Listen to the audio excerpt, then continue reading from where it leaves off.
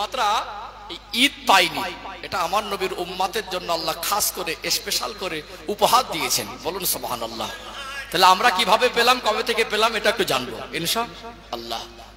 আমার আপনার নবীকে আল্লাহ এমন দুনিয়া জমিনে পাঠালেন তামাম সৃষ্টি জগতের জন্য রহমত স্বরূপ করে, রহমাতুল লিল আলামিন করে আমার আল্লাহ আমার আপনার নবীকে প্রেরণ করলেন। নবী আমার বড় হলেন, 40 বছর বয়সে নবুয়ত পেলেন, দিন প্রচারের দায়িত্ব পেলেন। তা প্রত্যেকটা নবীর উপরে আল্লাহ যে দিন প্রচারের দায়িত্ব দিলেন, আমার আপনার নবীও 40 বছর বয়সে দিন প্রচারের দায়িত্ব পেলেন। প্রথম 3টে বছর অত্যন্ত গোপনে গোপনে দিন প্রচার করলেন। প্রথম 3টে বছর প্রকাশ্যে দিন প্রচার করেন নাই। আল্লাহ নবী 3 বছরে অল্প কিছু সংখ্যক মানুষকে বেছে বেছে কলেমা দাওয়াত দেওয়ার সাথে সাথে আমার রাসূলুল্লাহর হাতে হাত দিয়ে ঈমানের কলেমা পড়ে কিছু মানুষ মুসলমান হয়ে গেলেন। বলুন সুবহানাল্লাহ। তাহলে প্রথম 3 বছর ছিল গোপনে দিন প্রচার। 43 বছর আমার নবী তখন বয়স। আল্লাহ ওহী করলেন, ওয়ানজির আশিরাতাকাল আকরাবিন। আমার হাবিব, আমার নবী, আপনার যারা নিকটস্থ আত্মীয় আপনি তাদেরকে ভয় প্রদর্শন করান। আল্লাহ নবীর উপরে আল্লাহ দয়াময় ওহী নাজিল করে জানিয়ে দিলেন, হাবিব আর লুকিয়ে নয়, এবারে প্রকাশ্যে আল্লাহ নবী 43 বছর বয়স তখন প্রথম দিনের প্রচার গোপনে করলেন। আল্লাহর ওহী আসার পরে, আল্লাহর হুকুম পাওয়ার পরে প্রকাশ্যে যখন নবী আমার দিন প্রচার শুরু করেছিলেন, আল্লাহ নবী দুশমন তৈরি হয়েছিল না হয় নাই? দুশমন তৈরি হয়নি? আল্লাহ নবী চতুর্দিকে দুশমন তৈরি হয়ে গেল। একটু জায়গা অল্প তো, আর বর্ষার কারণে আপনারা সেই রকম ভাবে বড় জায়গা করে উঠতে পারেননি। সবাইকে একটু বসার জায়গা করে একটু কাছে কাছে সরে, কষ্ট হোক একটু একটু জেগে করেন লা ইলাহা ইল্লাল্লাহ, লা ইলাহা ইল্লাল্লাহ, লা ইলাহা ইল্লাল্লাহ মুহাম্মাদুর রাসূলুল্লাহ সাল্লাল্লাহু আলাইহি ওয়াসাল্লাম। ও ভাইজানেরা, হুগলি জেলার সোনার মানিক যুবকেরা, আব্বারা মায়েরা, নবী আমার যখন প্রকাশ্যে দিন প্রচার শুরু করলেন, আল্লাহ নবীর দুশমনে ভরে গেল। আল্লাহ নবীর বিরোধিতা শুরু করলো। ঘাত প্রতিঘাতকে উপেক্ষা করে নবী আমার কলেমার বাণী প্রচার করতে লাগলেন। আল্লাহ নবীকে দুশমনেরা ককর্ত ভাষায় গালাগালি করতে লাগলো। আল্লাহ নবীকে ছোট বড় কথা বলে মনে কষ্ট দিতে লাগলো। আমার নবীর বিরুদ্ধে ষড়যন্ত্র করতে লাগলো। জানে মেরে ফেলা পরিকল্পনা করতে লাগলো। তায়েফের জমিনে নবী আমার কলেমার বাণী প্রচার করতে গিয়ে সেখানে রক্তাক্ত হয়ে আমার রাসূলুল্লাহর রক্তে তায়েফের জমিনের মাটি লাল হয়ে গেল।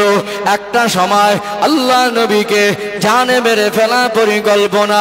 নবী আমার তার জন্মভূমি ছেড়ে মক্কা জমিন ছেড়ে হিজরত করে মদিনায় এসেছিলেন না আসেন নাই? এক সময় মক্কা জমিন ছেড়ে মদিনায় চলে আসছেন। তখন আমার নবীর বয়স 53 বছর। কত বছর?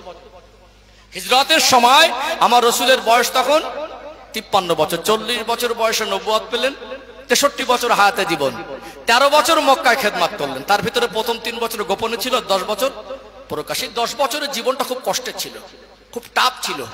ঘাত প্রতিঘাত চক্রান্তকে উপেক্ষা করে আল্লাহ নবী থেমে থাকেননি।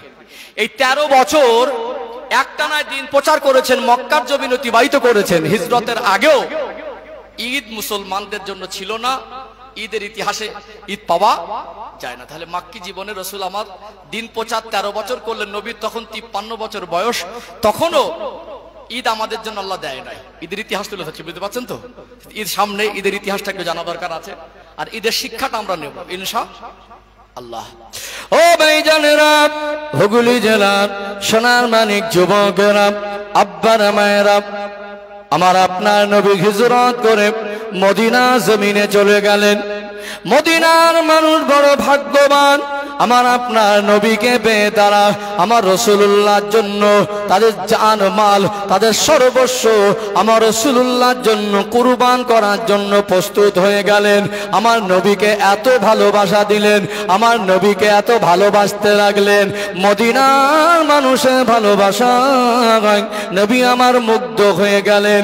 মদিনা শরীফে গিয়ে আল্লাহ নবী সেখানেও থেমে থাকেন নাই, আল্লাহ নবী মদিনায় গিয়ে দিন প্রচার শুরু করলেন। মদিনার মানুষ আমার রাসূলুল্লাহর হাতে হাত দিয়ে ঈমানের কলেমা পড়ে মুসলমান হতে লাগলেন। বলুন সুবহানাল্লাহ। একটা বছর অতিবাহিত হলো।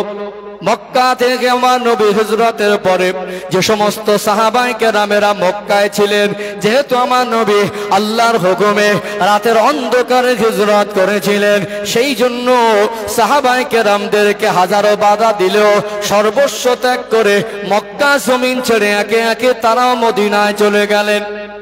এক বছর অতিবাহিত হয়ে গেল। এর মধ্যে মক্কা সাহাবীরা তারা হিজরত করে মদিনায় গেলেন। এর মধ্যে একটা সময় মদিনার কিছু মানুষ ঈমানের কলেমা পড়ে মুসলমান হলেন। আল্লাহর নবীর বয়স হয়ে গেল তখন 54 বছর। তখনও ঈদ ইসলামের ইতিহাসে ছিল না, তখনও ঈদ আল্লাহ দেয় নাই। ঈদের উৎপত্তিটা কোথা থেকে ভালো করে খেয়াল করুন। মদিনার জমিনে, মক্কার জমিনে আমার রাসূলের দিন প্রচারের পূর্বের প্রেক্ষাপটকে আইয়ামে জাহিলিয়াত হিসেবে আমরা জানি। বর্বরতার যুগ, জঘন্য একটা পরিবেশ ছিল, মনুষ্যত্ব বোধ বলে মানুষের ভিতরে কিছু ছিল না। অর্থাৎ সেই সময় বিভিন্ন রকম অন্যায়, অত্যাচার, জুলুম, পাপাচার, সর্বরকম খারাপ কর্মকাণ্ড ছিল সমাজে। মানুষ দিশেহারা হয়েছিল, শান্তি খুঁজত। যেখানে একটা মহিলার সঙ্গে, যুবতীর সঙ্গে, একটা তরুণীর সঙ্গে বাপ বেটা একসঙ্গে শারীরিক সম্পর্কে লিপ্ত হতো, ধর্ষণ, এরকম একটা জঘন্য পরিবেশ ছিল। জ্যান্ত মেয়েকে বাপ নিজে হাতে দাফন করত। জুলুম, অত্যাচার, অন্যায়, অনাচার, পাপাচারে ভর্তি ছিল। ঠিক সেই সময়, সেই প্রেক্ষাপটে মদিনায় গিয়ে আল্লাহর নবী সাহাবাদের মুখে মুখে আল্লাহর নবী শুনতে পাচ্ছেন, কিছু কিছু সাহাবী বলছেন, ইয়া রাসূলুল্লাহ, মুসলমানদের জন্য কি আল্লাহ আনন্দের কোনো দিন দেন নাই? এরা মুসলমান হয়েছে, এনারা তো আর কোন অশ্লীল কাজে নিজের মন মর্জি যেতে পারবে না। মুসলমান হয়ে যাওয়া মানে আল্লাহ এবং রাসূলের কাছে আত্মসমর্পণ করে দেওয়া, নিজের ইচ্ছা মতো আর চলতে পারবে না। ইতিহাস বলে তদানীন্তন সময় আল্লাহর নবী হিজরত করে যখন মদিনায় গেলেন, আমার নবীর 53 বছর বয়স, এক বছর অতিবাহিত করলেন, 54 বছর বয়স। দিন প্রচারের বয়স তখন 14 বছর, ওটা প্রথম হিজরি সন। তখন মদিনার মানুষ বলতে লাগলেন, হুজুর, এখানে মদিনায় বছরে দুটো বড় বড় মেলা হয়। কি হয়? বড় বড় মেলা হয়। এই মেলা দুটোর নাম ইতিহাস বলে, একটা হলো নওরোজ আর একটা হলো মেহেরজান। এখন 2025 সাল, ইরানে এখনো এই মেলা উৎসবকে তারা পালন করে। ওই সমস্ত আরব কান্ট্রিতে এদের কয়েক হাজার বছরের পূর্বপুরুষে সেই প্রতিষ্ঠিত মেলা এখনো বিভিন্ন জায়গায় হয়। গত বছরে ইরানে সেই মেলাটা হয়েছে, বা প্রত্যেক বছরের নতুন বছরকে কেন্দ্র করে একটা মেলা হয়, আর বসন্তকালকে কেন্দ্র করে একটা মেলা দিত। মেলা মানে আজকে দিনে মেলায় বিভিন্ন রকম অশ্লীল হয় না, সেখানে জুয়া বসে, সেখানে নাচ গান হয়। আজকে আমরা বলছি আমরা শিক্ষিত হয়েছি, আমরা বলছি আমরা আপডেট হয়েছি, আমরা বলছি আমরা উন্নত হয়েছি, তারপরেও আজকে বেহায়াপনা, অশ্লীলতা সমাজে আছে না? নেই? আছে না? আজকে দিনে মেলায় যদি জুয়া হয়, অশ্লীল বেহায়াপনা হয়, নাচ গান হয়, উলাঙ্গপনা হয়, তখনকার দিনে মেলায় আরো বেশি কুকর্ম হতো। হিসাব কি বলে? তো অর্থাৎ মেলা মানে তাদের কাছে অনেক বড় আনন্দের উৎসব। সবাই গিয়ে সেখানে বাজার বসতো, বহু লোকের সমাগম হতো, সেখানে গিয়ে তারা আনন্দ উপভোগ করত। এখন যারা মুসলমান হয়ে গেছেন মদিনার মানুষ, তারা কি ওই মেলায় যোগদান করতে পারবে? যোগদান করতে? ঠিক এই জায়গা থেকে ওদের মনে একটা প্রশ্ন, আমার নবীকে জিজ্ঞাসা করতেন, ইয়া রাসূলুল্লাহ, মুমিন মুসলমানদের জন্য আল্লাহ আনন্দের কি কোন উৎসব দেয়? ইসলামে কি কোন আনন্দের উৎসব নেই? আল্লাহর নবী তখন হিজরত করে মদিনায় গেছেন, 1 বছর হয়েছে। আল্লাহর নবী কি মন গড়া কোনো কথা বলেন? মন গড়া কিছু বলেন না। ইন হুয়া ইল্লা ওয়াহয়ুন ইউহা। আল্লাহ বলছেন আমার হাবিব ইচ্ছাকৃত কোনো কথা বলেন না, আমি আল্লাহ যেটা ওহী করি সেটা আমার হাবিব বলেন। নবী আমার উত্তরে কিছু বললেন না। সাহাবাদের মনে একটা প্রশ্ন থেকেই গেল, আমরা যে মুসলমান হয়েছি, আমরা যে ঈমান এনেছি, আমরা আল্লাহ রসুলকে মেনেছি, আল্লাহ এবং রসুলের কথা মতো চলছি, তাহলে কি ইসলামের মধ্যে, ইসলামিক জীবন ব্যবস্থার মধ্যে আনন্দের উৎসব নেই? আমার নবীকে জিজ্ঞাসা করতেন।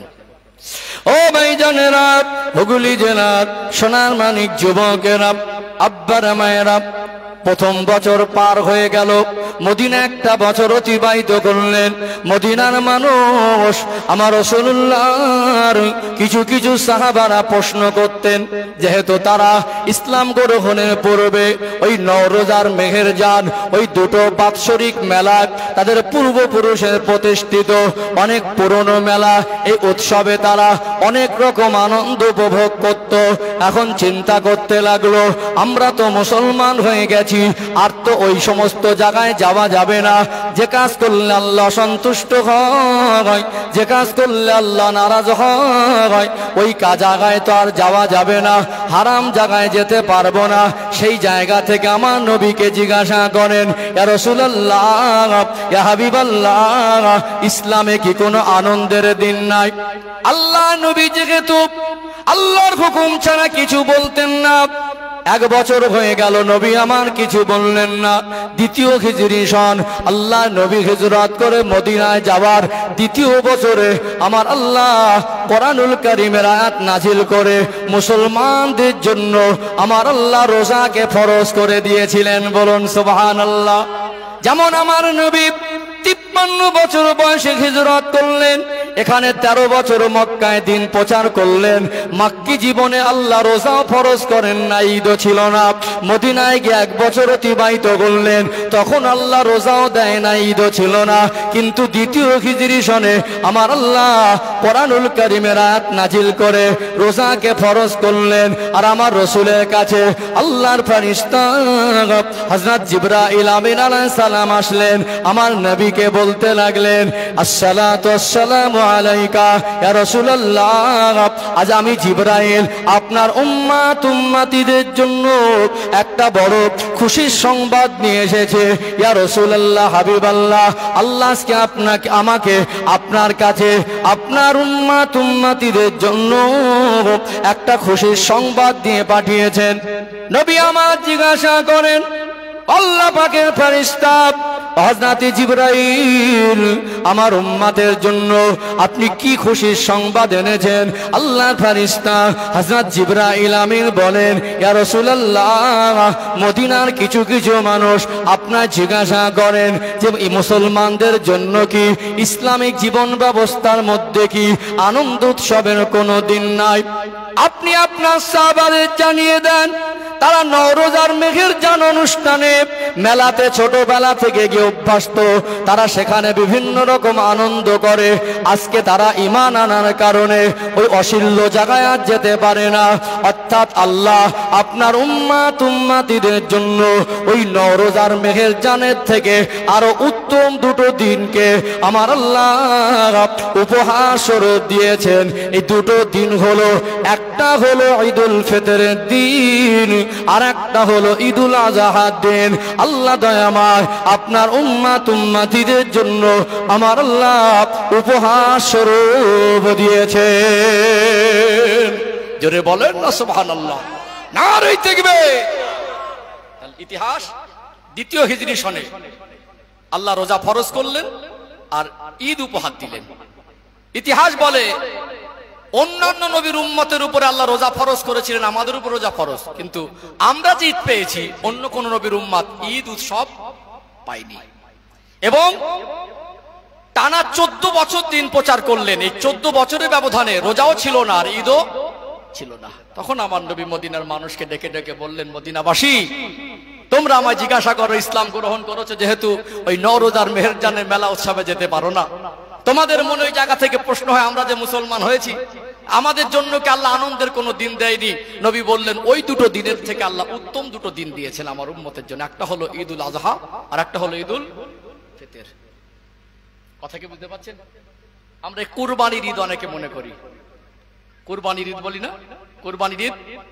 এই কুরবানি ঈদ যেটাকে শরিয়াতের পরিভাষায় ঈদুল আজহা বলা হয়, ঈদুল আজহা বলে। এবং আল্লাহ পাক এই দুটো দিনে আরো 3 দিন, বছরে 5টা দিন রোজা রাখা হারাম, এর ভিতরে 2টো দিনকে আল্লাহ আনন্দের দিন দিয়েছেন, আপনি চাইলেও রোজা রাখতে পারবেন না। এবার আমাদের জানতে হবে তাহলে এর ভিতরে কি আনন্দ, কেমন আনন্দ? ঈদ আমাদের কি মেসেজ দেয়? ঈদ আমাদের কি শিক্ষা দেয়? ঈদকে আল্লাহ কেন দিলেন? ঈদ অর্থ বারবার ফিরে আসা, অর্থ বারবার ফিরে আসা, আনন্দের একটা উৎসব। অর্থাৎ এই যে কুরবানির অর্থ নিকটবর্তী হওয়া, অর্থাৎ এই কুরবানির ঈদুল আজহাকে কেন্দ্র করে আল্লাহ একটা বিধান দিলেন, সাহেবে নেসাবের উপরে কুরবানির হুকুম। কিসের হুকুম? কুরবানির হুকুম। ঈদ মানে আনন্দ, ঈদ মানে খুশি, আমরা বারবার ফিরে পাই, বারবার প্রতি বছরে ফিরে আসে। এই ঈদের দিনের আনন্দ কি, শিক্ষা কি, করণীয় বর্জনীয় কি, আমি একটু আলোচনায় আগে বাড়বো। একটু প্রাণ ভরে তাকবীর দেন, নারে তাকবীর। আলোচনা বুঝতে পারছেন? ইতিহাসটা তো জানা গেল, আমরা ঈদের নামাজ পড়ি কিন্তু ইতিহাস অনেকের জানা নেই। আমি করণীয় বর্জনীয়তে আসবো ইনশাআল্লাহ। আরেকটু প্রাণ ভরে আওয়াজ দেন, নারে তাকবীর। সিলসিলা হক মুজাদ্দিদে জামান হিজবুল্লাহ, নারে তাকবীর। ও ভাইজানেরা, সোনার মানিক যুবকেরা, আব্বার মায়েরা, আল্লাহ পাক এই 2টো দিনকে শ্রেষ্ঠ নবীর উম্মতের জন্য উপহার স্বরূপ দিয়েছেন। একটা হলো ঈদুল ফিতর, আর একটা হলো ঈদুল আজহা। অর্থাৎ 2টো ঈদের দিনে এমন কিছু করণীয় আছে, এই করণীয় থেকে আমাদের জীবনে অনেক কিছু শিক্ষা আছে। ঈদ যে আনন্দ উৎসব করি, নবী আমার ঈদের দিনে যে আমলগুলো করতেন, আল্লাহ নবীকে মেনে চলা, আল্লাহ নবীর সুন্নাতের অনুসরণ করা, এটা আমাদের জন্য নৈতিক দায়িত্ব।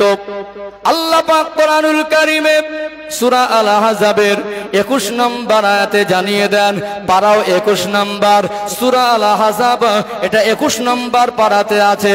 আর সূরা আল আহজাবের 21 নম্বর আয়াতে আল্লাহ জানিয়ে দেন, লাকাদ কানা লাকুম ফি রাসূলিল্লাহি উসওয়াতুন হাসানা, আমার হাবিবের মধ্যে রয়েছে তোমাদের জন্য উত্তম আদর্শ।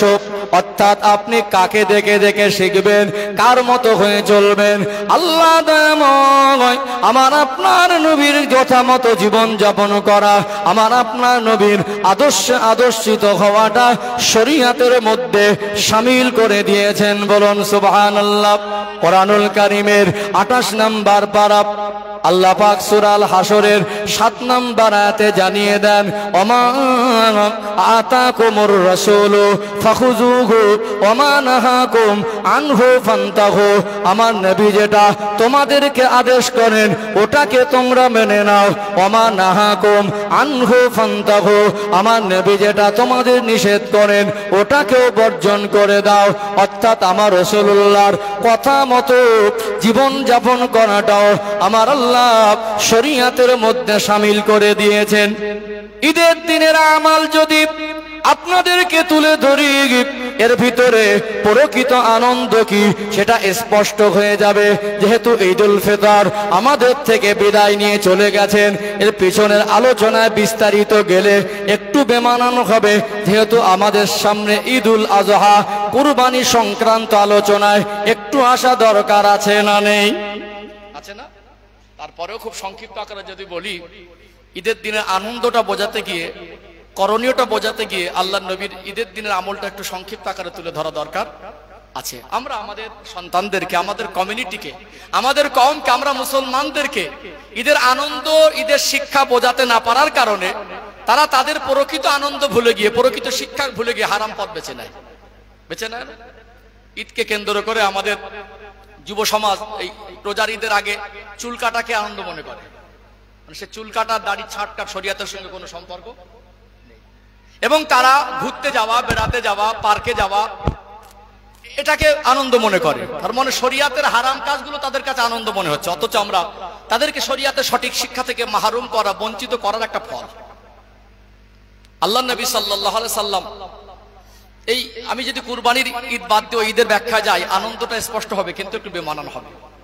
যার কারণে আমি দুটানে পড়ে যাচ্ছি। ওদিকে আনন্দ বোঝাতে গেলে এদিকে কুরবানির ইতিহাসটা ছেড়ে দিয়ে ওদিকে গেলে কেমন একটা বেমানান হবে। এইটুকু আমি আপনাদেরকে বলবো। পরবর্তী আলোচনা কোনোদিন যদি তৌফিক দেয়, ওই ঈদের দিনের আমলের ভিতরে ব্যাখ্যা দিলে প্রকৃত আনন্দ কি সেটা স্পষ্ট হয়ে যাবে। তারপরে আমি কুরবানির আলোচনা একটু আসি, কুরবানির ইতিহাসে আসি। ইসলামে আল্লাহ এই শিক্ষাটুকু মানুষ জাতিকে দিয়েছেন যে নিজে ভালো থাকবো, নিজে খাবো, নিজে পড়বো, নিজের পরিবার নিয়ে সুখে থাকবো।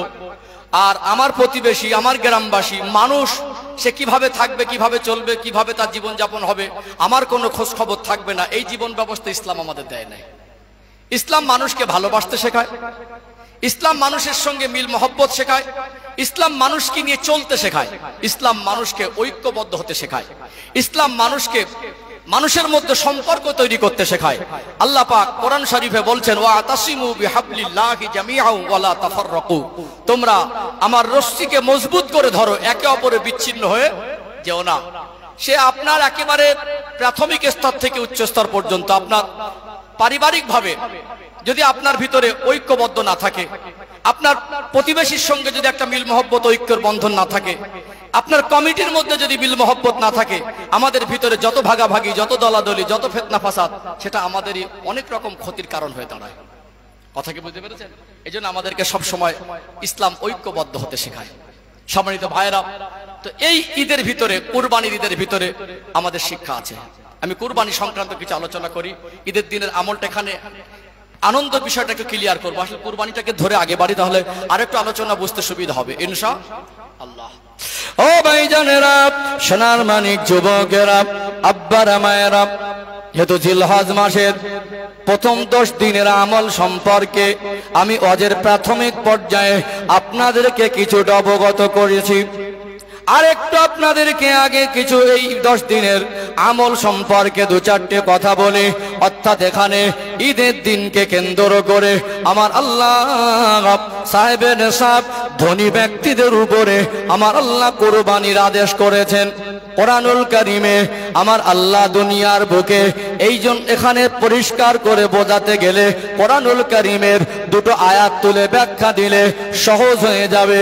আল্লাহ পাক কোরআনুল কারীমে 30 নম্বর পারায় সূরাতুল ফজরের 15 এবং 16 নম্বর আয়াতের মধ্যে জানিয়ে দেন, ফাআম্মাল ইনসানু ইযা মাবতালাহু রাব্বুহু ফাআকরামাহু ওয়া না'আমা।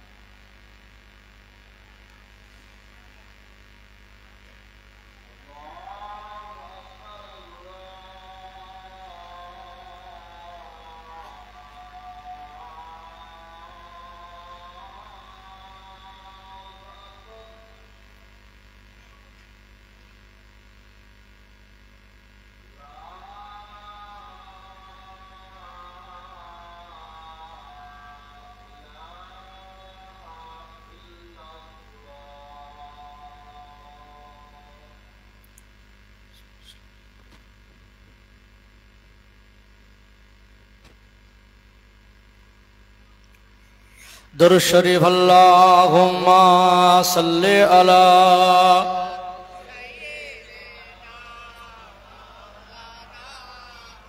व अला आलि सय्यिदिना।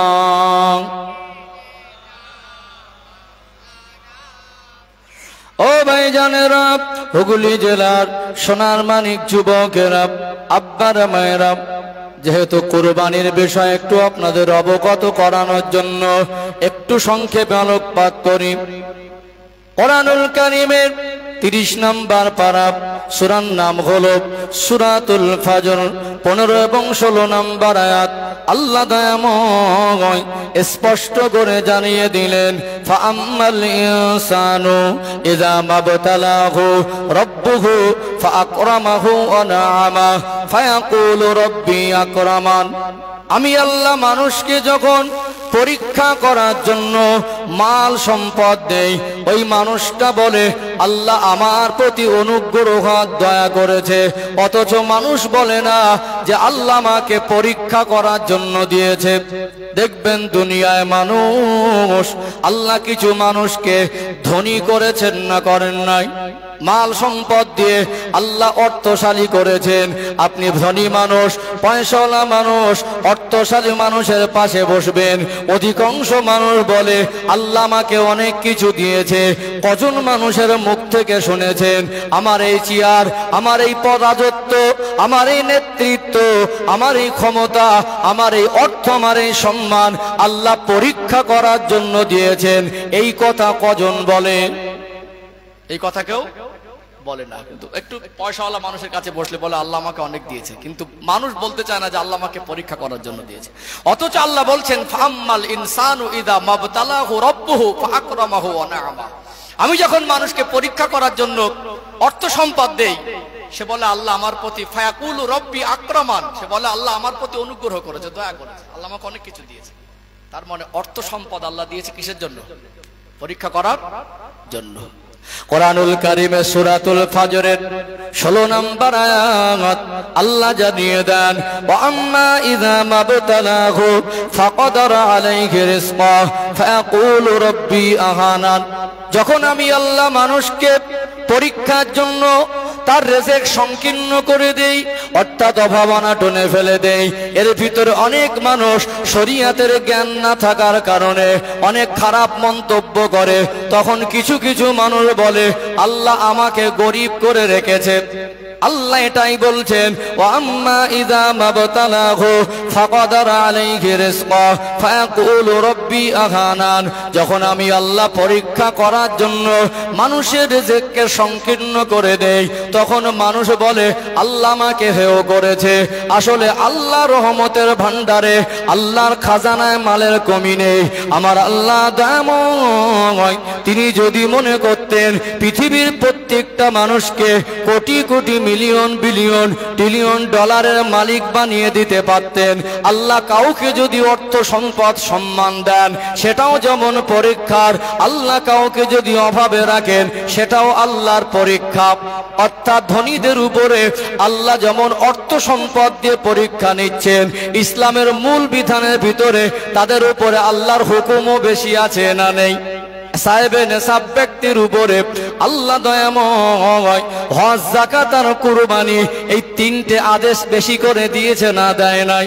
ও ভাইয়েরা, বাবাজিরা, আল্লাহ যদি মনে করতেন আপনাকে গরিব করে রাখতে পারতেন, অর্থাৎ আল্লাহ আপনাকে আর্থিক সচ্ছলতা দিয়েছেন, এর ভিতরে আপনি যদি সাহেবে নেশাব হন, শরীয়তের আদেশ অনুযায়ী, আল্লাহর পক্ষ থেকে আল্লাহর হিসাব অনুযায়ী, আপনি যদি ঋণ দেনা মুক্ত, কোন ঋণ দেনা না থাকে, আপনার উপার্জিত অর্জন করা অর্থ এবং সম্পদ যেটা গচ্ছিত হিসাবে আপনি জমা রাখেন, অর্থাৎ এই অর্থ সম্পদের 52.5 ভরি রূপা আর 7.5 তোলা সোনা, এর অর্থাৎ উভয় মিলিয়ে এতটা পরিমাণের অর্থের মালিকানা যদি আপনার থাকে, অর্থাৎ ঋণ দেনা বাদ দিয়ে এ সমপরিমাণ এতটা পরিমাণ অর্থ অথবা সোনা বা রূপা যদি আপনার কাছে থাকে, এই ব্যক্তিটা আল্লাহ শরীয়তের বিধানে আর গরিব থাকবে না। ওই ব্যক্তিটাকে শরীয়তের আদেশ অনুযায়ী ধনীদের অন্তর্ভুক্ত হয়ে যাবে। ধনীদের অন্তর্ভুক্ত হয়ে যাবে। আজকের হিসাব বোঝাই। আজকে রূপার মূল্য অনুযায়ী আমি হিসাব করছিলাম বাড়ির থেকে আসার সময় রাস্তায়, 10 গ্রাম তো বিক্রি হয়, ভরিতে যদি গণফাট করেন 612 গ্রাম সামথিং রূপার দাম আজকে বাজার অনুযায়ী 60,000 টাকা কম বেশি হতে পারে, সামথিং কম বেশি আজকে বাজার অনুযায়ী। তাহলে আপনার যদি কোন রকম ঋণ দেনা না থাকে, 1 বছর যদি 60,000 টাকা মতো আপনার কাছে জমা থাকে, তাহলে এই 60,000 টাকার ভিতর থেকে আপনাকে 1,02,500 টাকা, মানে 40 ভাগের 1 ভাগ আপনাকে যাকাত দিতে হবে। কথা কি বুঝতে পারছেন? 1 বছর যদি জমা থাকে এবং কুরবানির ঈদের দিন সকাল বেলাও যদি ঋণ দেনা বাদ দিয়ে এই টাকার মালিকানা আপনার থাকে, আপনাকে কুরবানি করতে হবে। এবং মক্কা মদিনায় সফর করার পর্যাপ্ত অর্থ যদি আল্লাহ আপনাকে দেন, যেভাবে আপনি সংসার পরিচালনা করেন, যতদিন না আপনি ফিরে আসবেন সেরকম একটা পরিবারের জন্য অর্থ বরাদ্দ রেখে, এবং মক্কা মদিনা থেকে ঘুরে আসার যে পরিমাণ অর্থ হয়, এতটা পরিমাণ অর্থের মালিকানা যদি আল্লাহ আপনাকে দেন, তাহলে আল্লাহ আপনার উপর হজ ফরজ করে দিলেন। তাহলে আজকে দিনে যার কাছে আনুমানিক 60,000 সামথিং কম বেশি হবে, একেবারে একটা হিসাব করলাম, 60,000 টাকা যদি আপনার কাছে থাকে আপনাকে কুরবানি দিতে হবে। আর এই টাকাটা যদি 1 বছর ধরে আপনার কাছে থাকে তাহলে যাকাতও দিতে হবে। আর আপনি আর গরিবদের অন্তর্ভুক্ত বলে দাবি করতে পারবেন না।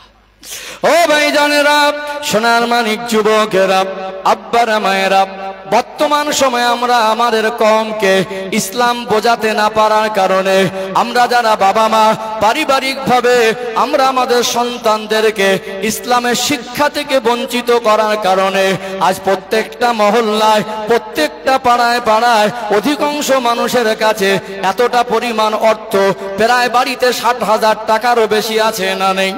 আছে না নেই? সেই পরিমাণে কিন্তু কুরবানিও দেয় না। এত বেশি টাকা সম্পদ আল্লাহ দিয়ে ধনীদের আওতায় তাকে এনেছেন, অর্থশালী হয়েছেন। আল্লাহ তাকে পরীক্ষা করার জন্য মাল সম্পদ দিয়েছে। দেখা যায় অনেক মানুষ যাকাতও দেয় না।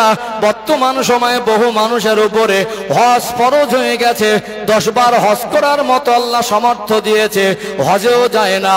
আসলে আমরা তাদেরকে হয়তো সঠিক ইসলাম বোঝাতে পারিনি, অথবা পারিবারিক ভাবে তাদেরকে আমরা ইসলামিক পরিবেশে ভালো মানুষ করতে না পারার কারণে আজকে আল্লাহর বড় বড় আদেশগুলো থেকে আমাদের সমাজের বহু মানুষ তারা গাফিল হয়ে আছে না নেই? আছে না নেই? এখানে সমাজে এই কথাটা আজকে আমার মুখ থেকে শোনার পরে যে 60,000 টাকা যদি ঋণ দেনা বাদে আপনার কাছে থাকে কুরবানি করতে হবে, এখানে কিছু মানুষকে যদি ইসলামটাকে সঠিকভাবে না বোঝাতে পারে তাহলে তার কাছে বোঝা মনে হবে। চলুন এখানে আর একটা আয়াত তুলে ধরি। কোরআনুল কারীমে আল্লাহ দয়াময় 114টি সূরা দিলেন। দ্বিতীয় নম্বর সূরার নাম হলো সূরাতুল বাকারা। এটা কোরআনুল কারীমের সবথেকে বড় সূরা। ছোট বড় আয়াত মিলিয়ে আল্লাহ দয়াময় সূরাতুল বাকারার মধ্যে 286টি আয়াত দিলেন। সর্বশেষ আয়াত 286 নম্বর আয়াতের শুরুতে আল্লাহ দয়াময় তিনি জানিয়ে দিলেন, লা ইউকাল্লিফুল্লাহু নাফসান ইল্লা উসআহা। আমি আল্লাহ বান্দাকে সাধ্যের বাইরে কিছু চাপিয়ে দেই না। তার মানে আপনার আমার দ্বারা যেটা হবে না, আমি আপনি যেটা পারবো না, আমাদের ক্ষমতায় যেটা কোলাবে না, আমাদের ক্ষমতার ব্যতিক্রম আল্লাহ কিছু চাপিয়ে দেয়নি। যেটা আমরা পারবো, আমাদের দ্বারা যেটা হবে, আল্লাহ সেই হুকুম আমাদেরকে দিয়েছেন। এই আয়াত দ্বারা স্পষ্ট হয় ইসলামের কোনো আদেশ নিষেধ মানুষের জন্য বোঝা নয়, মানুষের জন্য বোঝা নয়। কিন্তু কিছু মানুষ মনে করছেন যে আমি অনেক কষ্ট করে পরিশ্রম করে দীর্ঘদিন সংসার পরিচালনা করে প্রথম 10 বছর ধার দেনায় ছিলাম, এখন এই 10-12 বছর সংসার টেনে টেনে একটু জায়গায় দাঁড়িয়ে এখন 30 থেকে 40, 50 আস্তে আস্তে টাকাটা বেড়ে আমার কাছে 60,000 বা 70,000 টাকা আছে, আর হুজুর ওয়াজ করছে আমাকে কুরবানি করতে হবে। তার কাছে একটা মনের মধ্যে একটা প্রশ্ন তৈরি হবে না? তাহলে এই মুহূর্তে আমার উপরে তার কাছে মনে হচ্ছে যে আমি কুরবানি দেবো। এখন চতুর্দিকে ধনী ধনী মানুষ বড় বড় গরু কিনছে, কেনে না? বড় বড় ছাগল কিনছে, যার পয়সা আছে দুম্বা কিনছে, উট কিনছে, মহিষও কুরবানি দিচ্ছে অনেকে। এখন এই মানুষটা দেখছে যে আমার গ্রামে একজন ধনী মানুষ 70,000 টাকা দিয়ে একটা পশু কিনেছে, কুরবানি দেবে। 1 লক্ষ টাকা দিয়ে একটা পশু কিনছে, কুরবানি দেবে। আর আমি তো মাত্র 60,000 টাকার মালিক, ওই লোকটা 60 লাখ টাকার মালিক। আল্লাহ আমার উপরে কুরবানির হুকুম দিয়েছে, ওর কাছে ক্ষণিকের জন্য একটা মনের মধ্যে একটা বোঝা বোঝা মনে হতে পারে, পারে না? পারে কি পারে না?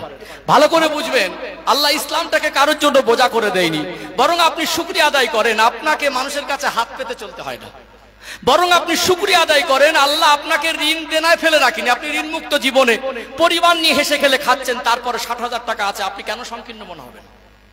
আপনার উপরে আল্লাহ কুরবানি ওয়াজিব করেছেন, আপনি 60,000 টাকার মালিক, আর আপনার বাড়ির পাশে একজন মানুষ 60 লক্ষ টাকার মালিক, তার উপরে কুরবানির হুকুম, আপনার উপরে কুরবানির হুকুম। তার 60 লক্ষ টাকা আছে, সে চাইলে 60,000 টাকা দিয়ে একটা পশু কিনবে, আপনার জন্য 60,000 টাকার পশু কেনাটা ওয়াজিব না, কুরবানিটা ওয়াজিব। কথা মনে বুঝতে পারছেন না? আমার বাড়ির পাশের মানুষ, আল্লাহ তাকে অর্থ দিয়েছে, সে চাইলে 60 লক্ষ টাকার মালিক, 1 লক্ষ কেন 5 লক্ষ টাকা দিয়ে একটা পশু কিনতে পারে। আমি 60,000 টাকার মালিক, আল্লাহ আমার উপরে কুরবানি ওয়াজিব করে ছাগল দেব, গোশতটা তো উদ্দেশ্য না, লোক দেখানোটা তো উদ্দেশ্য না। তাহলে আমার অর্থের অ্যামাউন্ট অনুযায়ী আল্লাহ আমাকে হুকুম করেছেন, আমাকে ধনীদের অন্তর্ভুক্ত করেছেন, মানুষের কাছে হাত পেতে চলতে হয় না, আমার ঋণ দেনা নেই, পরিবার নিয়ে হাত না পেতে সুষ্ঠুভাবে চলছি, এটাই তো শুকরিয়া। আল্লাহ আমার উপরে কুরবানির হুকুম করেছেন। আপনি একটা ছাগল কেনেন, 7,000 টাকা একটা ছাগল হয়ে যাবে। ভালো করে বুঝুন, 7 লাখ টাকা দিয়ে একটা মানুষ পশু কিনে কুরবানি করলে যে আল্লাহ খুশি হবে, তানারও যে রব, আপনি 60,000 টাকার মালিক হয়ে আল্লাহ যদি আপনাদের ধনীদের ক্যাটাগরিতে ফেলে দেন, আপনি 7,007 মাত্র বা 6,000 টাকা দিয়ে একটা ছাগল কিনে যদি কুরবানি দেন, সেই আল্লাহ কিন্তু আপনার উপরে খুশি হবে। তাহলে আপনার জন্য ফ্যাসিলিটিটা কি? ও 7 লাখ টাকা দিয়ে যে আল্লাহকে খুশি করছে, আপনি 7,000 টাকা দিয়ে আল্লাহকে খুশি করতে পারছেন। তারপরে আমরা হানাফি মাযহাবের মানুষ, একটা বড় পশু যেমন গরুতে 7 অংশে কুরবানি দেওয়া যেতে পারে। কয় অংশে? 7 অংশে। এখন 20,000 টাকাও গরু পাওয়া যাচ্ছে, জানেন? যাচ্ছে কি জানেন? তাহলে 7 জন যদি দেয় 3 7 21,000, যদি 4,000 করে 4 7 28,000। তাহলে আপনাকে কে কি বললো বড় কথা নয়, আপনি আল্লাহর হুকুম পালন করবেন, এইটাই বড়। লা ইয়ানালাল্লাহু লুহুমুহা ওয়ালা দিমাউহা ওয়ালাকিন ইয়ানালুহুত তাকওয়া মিনকুম। আল্লাহ বলছেন তোমাদের ওই কুরবানিকৃত পশুর রক্ত গোশত আমি আল্লাহর কাছে পৌঁছায় না, শুধুমাত্র ওয়ালাকিন ইয়ানালুহুত তাকওয়া মিনকুম, তোমাদের নিয়ত তাকওয়াটা আমি আল্লাহর কাছে পৌঁছাই। মানুষ আমাকে কি বললো, গোশত আন্দাজ করে বা লোক দেখানোর উদ্দেশ্য তো আমার কুরবানি নয়। তাহলে এবারে আপনি বলুন, আপনার কাছে 60,000 টাকা আছে, আপনার কি বোঝা মনে হচ্ছে? জিনিসটা যদি মগজে ঢোকানো যায়, ইসলামটাকে বোঝানো যায়, তার কাছে বোঝা মনে হওয়ার কথা। বরং আপনি শুকরিয়া আদায় করবেন, আমার বাড়ির পাশে মানুষটা বিছানা সজ্জা হয়ে আছে, দিনে জর্জরিত হয়ে আছে, তার সংসারে অভাব যাচ্ছে, আল্লাহ ওই রকম অভাবে আমাকে ফেলে রাখতে পারতো, আজ আমি ঋণ মুক্ত জীবনে আছি, আজ আমি অভাব মুক্ত জীবনে আছি, আজ আমার কাছে তবুও তো 60,000 টাকা আছে, যেদিন এসেছিলাম 1 টাকাও ছিল না। কথা ঠিক না বেঠিক? অনেক মানুষ 50 বছর ধরে রোজগার করে, আল্লাহ এমন রোগ বিমার দেন, ওই 50 বছরের জমা করা টাকা 5 দিনও ঠাঁই পায় না চিকিৎসায়। আছে না? নেই? আছে না? তাহলে আল্লাহ আপনাকে অর্থ দিয়েছেন পরীক্ষা করার জন্য। এই জন্য এই কুরবানির ঈদ মানে আপনাদের কাছে, যাদের কাছে 60,000 টাকা অ্যাভারেজ থাকবে, তারপরেও আমি আপনাকে বলছি, যারা মুফতি আছে এলাকায়, মুফতিদের কাছে জেনে নেবেন। আমি আজকে আমার হিসাব মতো, আমি মুফতি না, আমি মাওলানা বা আলেমদের অন্তর্ভুক্ত করতে পারেন, তারপরে আমি নিজেকে বলতে আমার লজ্জা লাগে, আমি একেবারে অযোগ্য, আমার মতো অযোগ্য বক্তা কেউ নেই। বক্তা হতে গেলে তাকওয়া, পড়াশোনার যোগ্যতা লাগে, আমার ভিতরে মাইনাস পয়েন্ট। এখানে বসলে দায়িত্ব অনেক বেশি হয়, সেই জন্য বর্তমান প্রাসঙ্গিক কিছু কথা আমি আমার দায়িত্ববোধের জায়গা থেকে তুলে ধরছি। 60,000 টাকা থাকলে কিন্তু আপনাকে কোরবানি দিতে হবে। কত টাকা? 2-500 সামথিং হতে পারে আজকে হিসাব অনুযায়ী। তাহলে আপনার উদ্দেশ্য কিন্তু লোক দেখানো নয়, গোশত নয়, বরং আপনি ধনীদের অন্তর্ভুক্ত হয়ে আল্লাহর একটা হুকুম পালন করতে পারছেন, এটা আপনার কাছে বড়। অনেকের আশা হচ্ছে আল্লাহ আমার অর্থ দিলে আমি কুরবানি করতাম, আর আপনাকে দিয়েছেন, আপনি সংকীর্ণ মনে হচ্ছেন। তাহলে আজকে দিনে যে পরিমাণে আমাদের সমাজের মানুষের আর্থিক সচ্ছলতা আছে, প্রায় শতকরা 70% মানুষ কুরবানি দিতে পারবে না।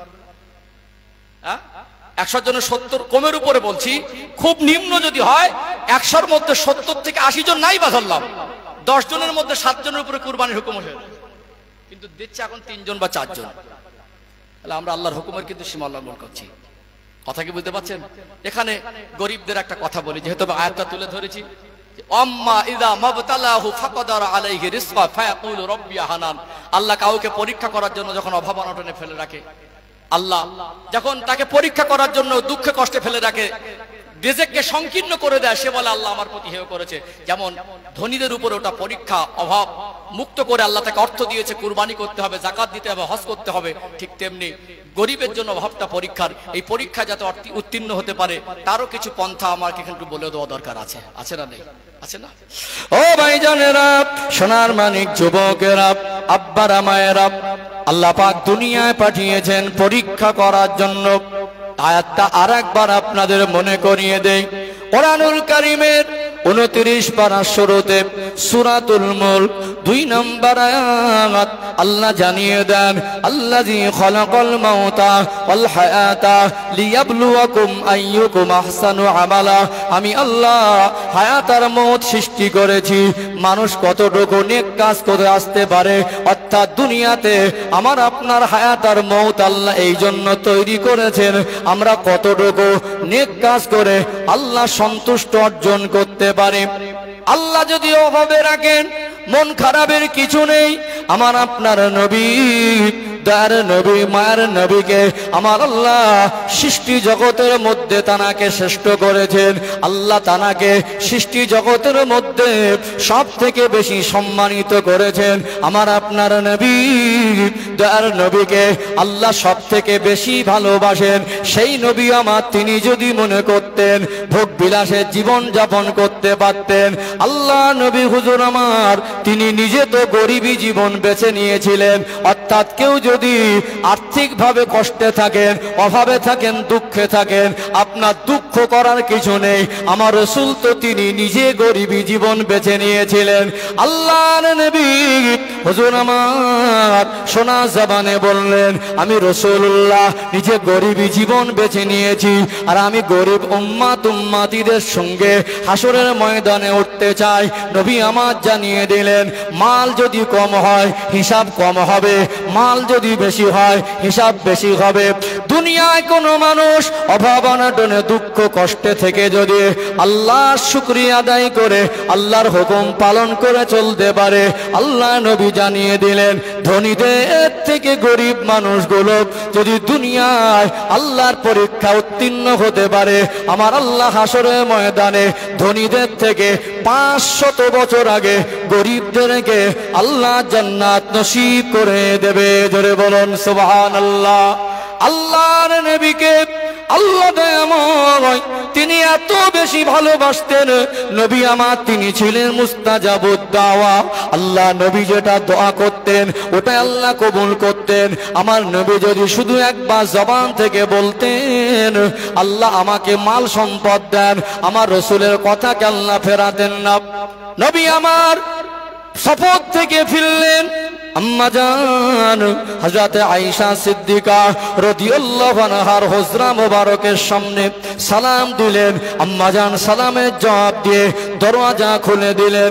আল্লাহ নবীর চেহারা মোলেন, চেহারায় ক্ষুধার্তর ক্লান্তি ছাপ। আম্মা জানের মুখের পানে তাকিয়ে বলতে লাগলেন, ও হযরত আয়েশা ঘরে কি কোনো খাবার আছে? আমার নবীর জবানে কথাটা শুনে আম্মা জান আল্লাহ নবীর পূর্ণিমার চাঁদের মতো চমকানো চেহারার দিকে তাকিয়ে দেখতে লাগলেন। ইয়া রাসূলুল্লাহ আপনি সফর থেকে ফিরেছেন, আপনার চেহারায় ক্লান্তির ছাপ, আপনাকে দেখে মনে হয় আপনি অনেক বেশি ক্ষুধার্ত। ইয়া রাসূলুল্লাহ আমি আয়েশা যদি এই মুহূর্তে আপনার কাছে খাদ্য হিসাবে কিছু পেশ করতে পারতাম আমি বড় খুশি হতাম। আপনার খেদমতে খাদ্য হিসাবে এই মুহূর্তে কিছু দেব। আমি আয়েশার ঘরে সামান্য পানি ছাড়া অন্য কিছু নাই। আল্লাহ নবী বললেন, ও হযরত আয়েশা আমি নবী হলো আপনি আমার স্ত্রী, স্বামী হিসাবে স্ত্রীকে যেভাবে রাখা দরকার, স্বামীর কাছে স্ত্রীর অনেক চাওয়া পাওয়া, দামি দামি আসবাব, দামি দামি পোশাক, দামি দামি অলংকার, উন্নত মানের খাবারের যোগান দিতে পারি নাই, সংসারটা অভাবে দুঃখে কষ্টে চলে, এতে কি তুমি কষ্ট পাও? আম্মা জান আল্লাহ নবীর মুখের পানে তাকিয়ে বলেন, ইয়া রাসূলুল্লাহ ইয়া হাবিবাল্লাহ আল্লাহ দয়াময় আমি আয়েশা তকদীর, আমি আয়েশার নসিব এত বড় করেছেন। দুনিয়ার মেয়েরা সাধারণ একটা পুরুষকে স্বামী হিসাবে পেয়েছে। আমার আল্লাহর বড় দয়া, আমার আল্লাহ আয়েশাকে বিশ্ব নবীর স্ত্রী হওয়ার মতো সুযোগ দিয়েছেন। আল্লাহ নবী হয়ে যদি এত দুঃখ কষ্ট সহ্য করতে পারেন, আমি তার বিবি হওয়ার সুবাদে এতটুকু তো সহ্য করে নেব। নবী আমার বললেন, আয়েশা, আমি রাসূল দুনিয়ার সুখ শান্তি বেছে নেইনি, আল্লাহ আমায় এতটা ভালোবাসেন। আমি যদি আমার আল্লাহর কাছে বলতাম, একবার যদি বলতাম, আমার আল্লাহ উহুদ পাহাড়টাকে আমি রাসূলুল্লাহর জন্য সোনায় পরিণত করে দিতেন, সেই নবী যদি মনে করতেন তিনি সোনার ইট দিয়ে বিল্ডিং বালাখানা করতে পারতেন, কিন্তু আমার রাসূল তিনি গরিবী জীবনে যদি বেছে নেন, এটা গরিবদের জন্য এর থেকে বড় সান্ত্বনার কি হতে পারে?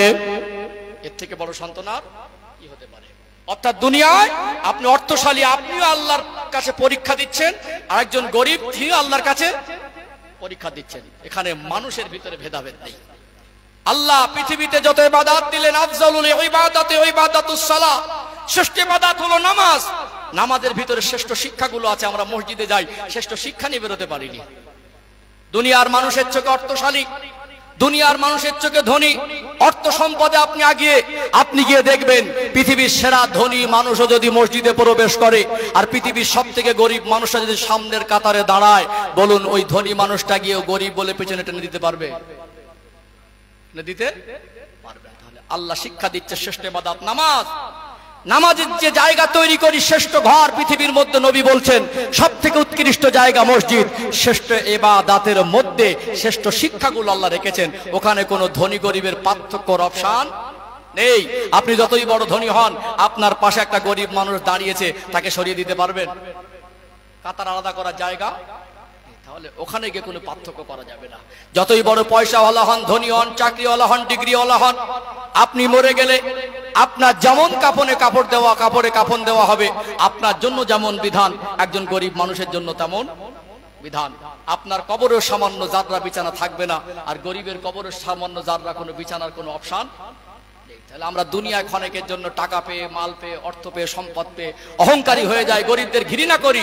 আল্লাহ শিক্ষা দেয়, নামাজ থেকে শিক্ষা নিয়ে বের হও মসজিদ থেকে। ওখানে কোনো নিজেদের ভিতরে ভাগাভাগির কোনো অপশন নেই। মানুষ হিসাবে ভালোবাসতে হবে।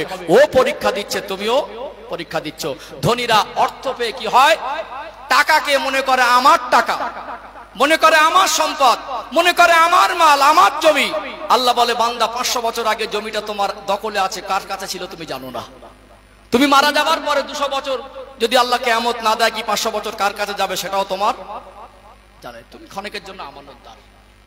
তুমি আজকে বলছো আমার, আল্লাহ বলে, বান্দা চোখ বন্ধ হয়ে গেলে তোমার একটা কানা তুমি অর্থ সাথে করে নিয়ে আসতে পারবে না। পৃথিবীর সেরা ধনী মরে গেল 3.5 হাত, গরিব মরে গেল 3.5 হাত।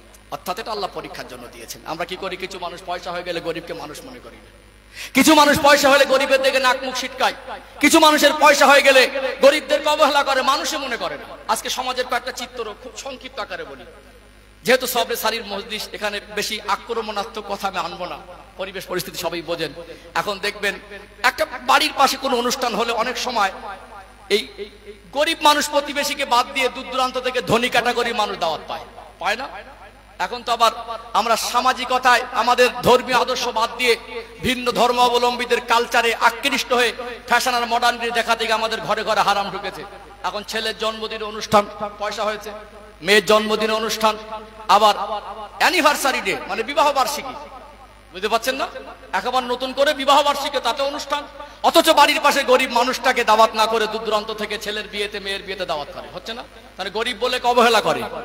আবার দেখবেন আপনি কোথাও বেড়াতে গেলেন, গিয়ে বললো আপনার বাড়ি কোথায়, আপনি বললেন আমার বাড়ি তারকেশ্বর থানায়, বাড়ি কোথাও একটা শ্যামপুর জায়গায় নাম বললেন, বা কুঞ্জবন, একটা এলাকার একটা নাম করা ধনী মানুষ বা একজন নেতা ক্যাটাগরি মানুষের নাম করলো, আপনি চেনেন?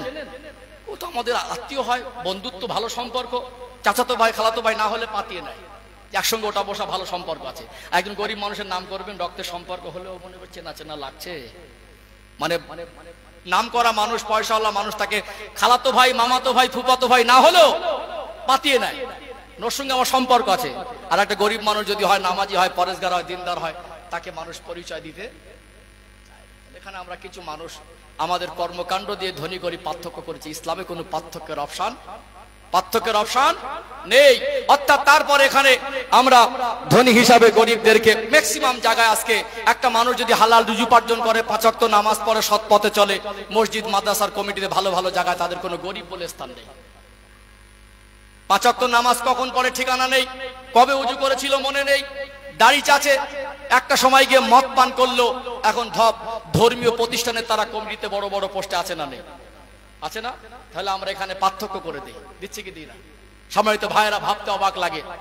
আজকে দিনে আমরা এই ধনী গরিব পার্থক্য করার চেষ্টা করছি। ইসলাম আমাদের পার্থক্য করতে শেখায়নি, বরং খুব সহজ ভাষায় একটা কথা আপনাদের চিত্তর মনে করিয়ে দেই।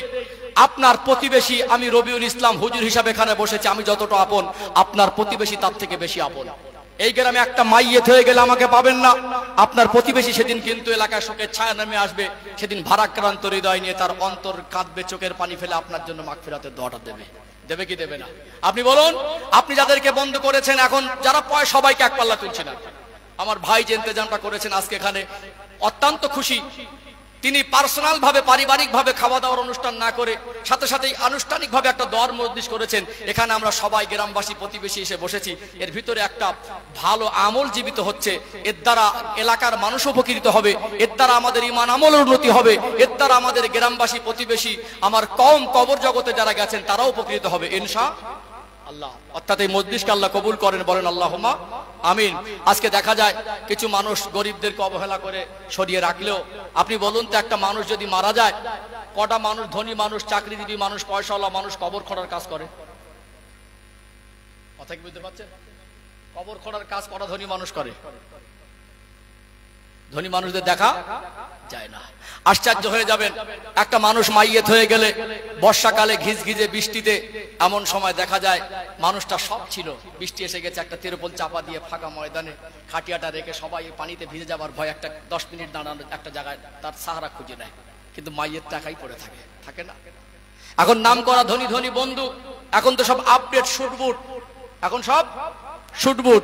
আমাদের যা সামাজিক পরিবেশ, রাস্তাঘাটে সেই রকম পরিষ্কার পরিচ্ছন্ন থাকে না। জুতোর তলা যে পরিষ্কার আছে, এটা সন্দেহের জায়গা থেকে যায়।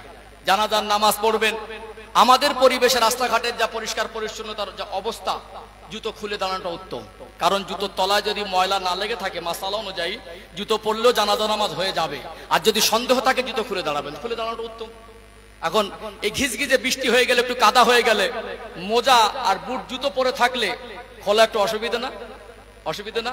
এখন যাদেরকে বন্ধু মনে করতো, যাদেরকে কাছের মনে করতো, যাদেরকে ভালোবাসার মানুষ মনে করতো, এলাকায় গরিব বলে যাদের দাম দিত না, ওই মানুষগুলো তারা ওই কাদায় দাঁড়াতে তাদের কোনো দ্বিধাবোধ হবে না। যাদেরকে বন্ধু মনে করতেন, ছেলের বিয়েতে ইনভাইট দাওয়াত করেছিলেন, স্ত্রীর জন্মদিনে দাওয়াত করেছিলেন, মেয়ের জন্মদিনে দাওয়াত করেছিলেন, এখন এসেছে দায়িত্ব মানুষটা জানাজা নামাজ পড়তে, এখন জানাজা নামাজ শুরু হয়ে যাচ্ছে, কি করবে ভাবছে, এই কাদায় জুতো খুললে কাদা লেগে যাবে। এখন কোন রকমে সবাই জুতো খুলছে, মোজা খুলছে, এ চিন্তা ভাবনা করে নামাজটা পড়ছে, জুতোটা পাত থেকে খুলে দাঁড়িয়েছে বটে, কিন্তু মন থেকে জুতো খুলি, হালকা হালকা ধুলো বালি, মোজায় পাত তলায় কাদা ধুলো লেগে যাচ্ছে। জানাজা নামাজে দাঁড়িয়ে ওর মনটা কোথায়? জুতোর মধ্যে আর মোজার মধ্যে। মনের পাত থেকে জুতো খুললে মন থেকে জুতোটা। এই জন্য আমি বলি, প্রতিবেশীর সঙ্গে সম্পর্ক রাখেন। এই ঈদ আসে প্রতিবেশীর সঙ্গে সম্পর্ক তৈরি করতে, ঈদ আসে মানুষের মধ্যে ভেদাভেদ মেটাতে। আল্লাহ পাক ঈদের দিনে 2 রাকাত অতিরিক্ত 6 তাকবীর বিশিষ্ট, আমরা হানাফি মাযহাবের মানুষ, 6 তাকবীর বিশিষ্ট আমরা 2 রাকাত ঈদের নামাজ পড়ি না? 2 রাকাত। ঈদুল আজহারও 2 রাকাত নামাজ আছে, ওয়াজিব নামাজ, আর ঈদুল ফিতরও 2 রাকাত নামাজ আছে। আজ তোমরা সবাই এক ময়দানে এক কাতারে দাঁড়িয়ে নামাজ আদায় করো। তোমরা আমি আল্লাহ অর্থ দিয়েছি, তার থেকে তোমরা কুরবানি করো, এবং কুরবানির পশুর গোশতটাকে নিয়ে তোমরা 3টে ভাগে বিভক্ত করো। একটা তুমি তোমার কাছে রাখো, একটা তোমার আত্মীয় প্রতিবেশীর মধ্যে বন্টন করো, আর একটা যারা অসহায়, অনাথ, এতিম, গরিব আছে তাদের মাঝে বন্টন করো। অর্থাৎ এমনও দিন যায়, আপনি অর্থ আছে বলে আপনার বাড়িতে ইচ্ছা মতো গোশত রান্না করেন, কিন্তু ঈদের দিনে এমন একটা সিস্টেম বিধান আল্লাহ দিলেন, ধনী গরিব, আত্মীয় স্বজন, মধ্যবিত্তর ভিতরে এই লেনদেন, গোশত বিতরণ, সম্পর্ক, ভ্রাতৃত্ব, ভালোবাসা, মহব্বত, এটা তৈরি হয়, এবং মিল মহব্বতের একটা বাঁধন তৈরি হয়। প্রত্যেকটা বাড়িতে সেদিন আল্লাহ উত্তম খাবারের একটা ব্যবস্থা তৈরি করে দেন, বলুন সুবহানাল্লাহ। কথা কি বুঝতে পারছেন? অর্থাৎ এখানে ঈদ আসে আমাদেরকে ঐক্যবদ্ধ করতে, ঈদ আসে ভেদাভেদ মিটাতে, ঈদ আসে মানুষকে ভালোবাসা শেখাতে, ঈদ আসে আত্মীয় প্রতিবেশীর মধ্যে সম্পর্কের গভীরতা তৈরি করতে। অর্থাৎ আমরা আল্লাহর জন্যই কুরবানি করব, কুরবানির পশুটা পছন্দ অনুযায়ী কিনব। কুরবানির পশু কেনার ক্ষেত্রে যার যেমন আল্লাহ আর্থিক সচ্ছলতা দিয়েছেন, আর্থিক অবস্থা দিয়েছেন, আমরা আমাদের জায়গা থেকে আল্লাহ সন্তুষ্টি অর্জনের চেষ্টা করব ইনশাআল্লাহ। আমাদের সমস্ত এলাকায় মসজিদ কেন্দ্রিক গোশত বন্টন হয়, ইউনিট হিসাবে বাড়ি বাড়ি পৌঁছে দেয়। এর দ্বারা তো একটা মায়া মহব্বত, একটা ভালোবাসা তৈরি হয় এবং ভেদাভেদ এমন ভাবে মিটে যায় যে এমন একটা বাড়ি পাওয়া যায় না মহল্লা হয় যে তার বাড়িতে গোশত পৌঁছায়নি। তারপরেও যদি এরকম কোন দূরে বাড়ি থাকে, সেদিনও তারও দায়িত্ব অন্তত প্রত্যেকটা আত্মীয় স্বজন প্রতিবেশীর মধ্যে কেউ না কেউ কুরবানি দেয়। অন্তত প্রত্যেকে দায়িত্ব সহকারে, দূরে একটা প্রতিবেশী থাকলে তার বাড়িতে গোশত পৌঁছানোর সম্ভাবনা যদি কম থাকে, তার পরিবেশ অনুযায়ী অন্তত আপনি সেখানে আগে পৌঁছানোর চেষ্টা করবেন ইনশাআল্লাহ। আলোচনা কি বুঝতে পারছেন? আসলে আমি গরিবদের সম্পর্কে দুটো একটা কথা বলি। আল্লাহ নবী সাল্লাল্লাহু আলাইহি সাল্লাম তিনি যদি গরিবী জীবন বেছে নেন, আপনি একটা গরিবকে অবহেলা করছেন মনে, আমার রাসূলকে অবহেলা করা হলো না। কথা বুঝতে পারছেন না? একটা গরিব ক্যাটাগরির মানুষ বলে আপনি তাকে মানুষ মনে করছেন না মনে, আমার রাসূল তো তিনি গরিবী জীবন বেছে নিয়েছিলেন। তাহলে আপনি কেমন পর্যায়ের মানুষ? এর ভিতরে আমি দেখি কিছু কিছু মানুষকে আমাদের আল্লাহ অভাব অনাটন কষ্ট দুঃখ পরীক্ষার জন্য দিয়েছেন। আল্লাহ অভাব দিয়েছেন পরীক্ষা করার জন্য, আর হারাম পন্থায় ধনী হওয়ার জন্য লটারি কেটে বসে থাকে। কথা মনে বুঝতে পারছেন? আল্লাহ পরীক্ষা করার জন্য ওকে অভাব দিয়েছেন, আর ও 30 টাকায় কোটিপতি হওয়ার স্বপ্ন দেখছে। হালাল পন্থা ছেড়ে দিয়ে হারাম পন্থায় অর্থ উপার্জন করা যাবে? হারাম মাল নিয়ে ধনী হওয়ার স্বপ্ন দেখা যাবে? তার মানে গরিব মানুষটা পরীক্ষায় ফেল হয়ে গেল। কি হয়ে গেল? পরীক্ষায় ফেল হয়ে গেল। আবার কি দেখা যায়, একটা মানুষ অভাব অনাটনে পড়ে আজকে দিনে চতুর্দিকে সুদ আর ঘুষের জাল বেচানো আছে, চতুর্দিকে সুদ আর ঘুষের জাল বেচানো আছে, ওই জালে জড়িয়ে যাচ্ছে। আজ থেকে 30, 40, 50 বছর আগে মানুষের যে অভাব ছিল, আজকে সেই অভাব আর নেই।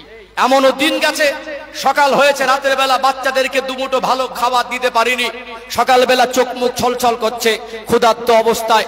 বাচ্চাগুলো বাড়ির পাশে ধনী মানুষের বাড়িতে চাচিমার কাছে গিয়ে বলছে, পান্তা ভাত বেশি হলে হাঁস মুরগিকে না দিয়ে আমাকে দিও। ওই অন্যের বাড়ির থেকে চেয়ে এনে হালাল রুজি, ওটা চেয়ে আনবে হালাল, বাচ্চাদের মাঝে বন্টন করে দিয়েছে। তারা সুদের রাস্তা খুঁজিনি, তারা বন্ধনের ব্যাংক খুঁজিনি, তারা সুদের অনুসন্ধান করেনি। আজকে আপনার গ্রাম বলুন, আমার গ্রাম বলুন, একটা বাড়ি এরকম খুঁজে দেখাতে পারবেন কালকে কি রান্না করব বাড়িতে নেই? এরকম বাড়ি খুঁজে পাওয়া যাবে না। কিন্তু এমন দিন তাদের ছিল, কালকে কি রান্না করব সেইটুকু তাদের কাছে ছিল না। কিন্তু তারা অন্যের কাছ থেকে চেয়ে এনে হালাল রুজি বৃদ্ধ বাবা মা ছোট ছোট নিষ্পাপ বাচ্চাদের মুখে দিয়েছে। আর আমরা আজকে অভাব অনাটন সেইভাবে না থাকার পরেও আমরা হারাম রাস্তাটা বেছে নিয়েছি।